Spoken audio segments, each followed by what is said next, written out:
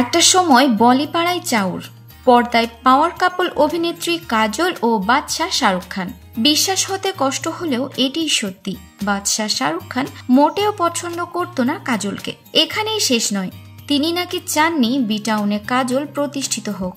তার জন্য রীতিমতো নিন্দা করতেও পিছু পা হননি তিনি। ঠিক কি ঘটেছিল? তখন পুরোদমে চলছে বাজিগর ছবির শুটিংয়ের কাজ।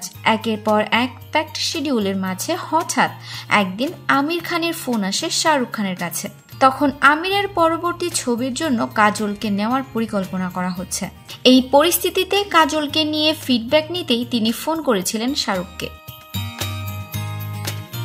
আর মুহূর্তে শাহরুখ খান জানিয়ে দিয়েছিলেন কাজলের সঙ্গে কাজ করা যায় না, সে কাজে একেবারেই ফোকাস নয়।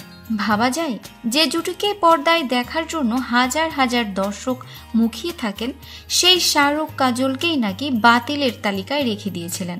এক কথায় জানিয়ে দিয়েছিলেন আমির যেন কাজলের সঙ্গে কাজ না করে। এরপর কাজলের সঙ্গে যখন ছবি হিট হয়, তখন শাহরুখ খান নিজেই বাজিগর দেখে তড়িঘড়ি ফোন করেছিলেন আমিরকে। জানিয়ে দিয়েছিলেন পর্দায় আমাদের কেমিস্ট্রি অদ্ভুতভাবে কাজ করছে। সেদিন কাজলের প্রতি শাহরুখের ধারণা বদলায়, আর তারপর থেকে পাল্টে যায় সব সমীকরণ। সো ভিউয়ার্স, ভিডিওটি ভালো লাগলে লাইক, কমেন্ট, শেয়ার করে আমাদের সাথে থাকবেন। আর এখনও যারা চ্যানেলটি সাবস্ক্রাইব করেননি তারা অবশ্যই চ্যানেলটি সাবস্ক্রাইব করবেন।